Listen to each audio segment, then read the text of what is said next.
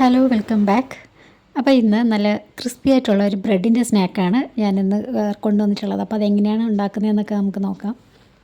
അതിനായിട്ട് ഞാനിവിടെ ചെറുതായിട്ടൊരു ബോൺലെസ് ചിക്കനാണ് എടുത്തിട്ടുള്ളത്. അപ്പോൾ അതിലേക്ക് കുറച്ച് ഇഞ്ചി വെളുത്തുള്ളി ചെറുതായിട്ട് അരിഞ്ഞതും, പിന്നെ മഞ്ഞൾപ്പൊടി, മുളക് പൊടി, കുരുമുളക് പൊടി, പെരിഞ്ചീരകപ്പൊടി, ഗരം മസാല, ഉപ്പ്, പിന്നെ നമുക്കിതിൽ മെയിനായിട്ടും വേണ്ടത് തന്തൂരി മസാലയാണ്. അപ്പോൾ തന്തൂരി മസാല 1 ടീസ്പൂൺ ഇട്ടിട്ടുണ്ട്.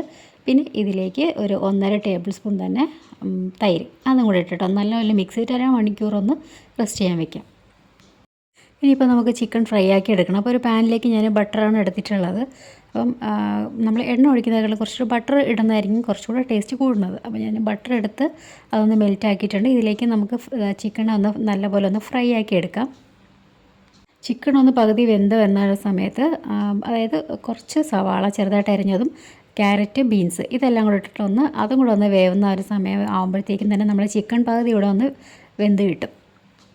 ഈ സമയത്ത് 1 ടേബിൾ സ്പൂൺ നാരങ്ങ നീരില്ലേ അതും കൂടെ ഒന്ന് പിഴിഞ്ഞ് കൊടുക്കാം. അപ്പോൾ നമുക്ക് കുറച്ചൊന്ന് ചെറുതായിട്ടൊരു പുളിപ്പൊക്കെ കഴിക്കുമ്പോൾ കിട്ടാൻ വേണ്ടിയിട്ടാണ് നാരങ്ങ നീര് ഒഴിച്ച് കൊടുത്തിട്ടുണ്ട്. പിന്നെ ഇതിലേക്ക് ലാസ്റ്റ് കുറച്ച് ചോപ്പ് ചെയ്ത മല്ലിയിലയും പുതിനയിലയും കൂടെ ഇട്ടിട്ട് കൊടുക്കുകയാണ്. അപ്പോൾ ഫില്ലിങ്ങിനുള്ള മസാല നമുക്ക് ഇതാ റെഡിയായി കഴിഞ്ഞു.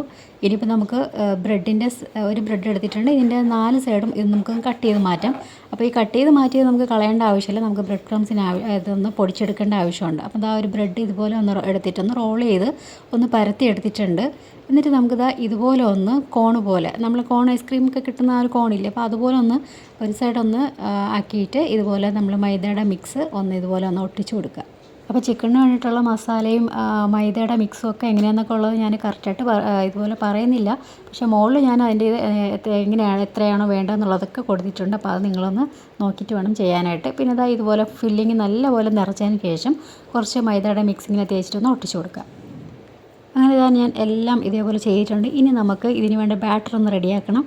അതിനായിട്ട് ഒരു 1/2 കപ്പ് മൈദ മാവ്, ആവശ്യത്തിന് കുറച്ച് വെള്ളം, പിന്നെ ഒറിഗാനോ, പിന്നെ ഇതിലേക്ക് കുറച്ച് ഉപ്പിട്ട് കൊടുത്താൽ മതി. കാരണം നമ്മൾ ചിക്കനിലൊക്കെ ഉപ്പിട്ട് കൊടുത്തിട്ടുള്ളതുകൊണ്ട് അതൊന്ന് നോക്കിയിട്ട് ഇതിൽ ഉപ്പിട്ട് കൊടുത്താൽ മതി. അപ്പോൾ ഇതിൻ്റെ കൺസിസ്റ്റൻസി എന്ന് പറഞ്ഞാൽ കുറച്ച് ലൂസായിരിക്കണം.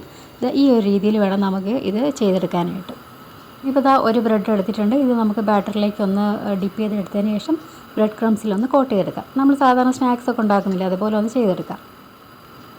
ഇനി നല്ല തിളച്ച എണ്ണയിൽ വേണം നമ്മളിത് കോട്ട് ചെയ്തതിന് ശേഷം ഇട്ട് കൊടുക്കാനായിട്ട്. ഇല്ലെങ്കിൽ എണ്ണ നല്ലപോലെ പിടിക്കും ലോ ഫ്ലെയിമിലിട്ടാൽ.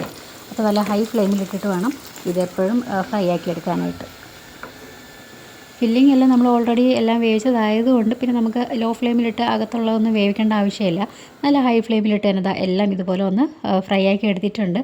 ഇനിയിപ്പോൾ ഇതിൻ്റെ ക്രിസ്പ്നെസ് ഞാൻ കാണിച്ചു തരാം എങ്ങനെയാണെന്നുള്ളത്.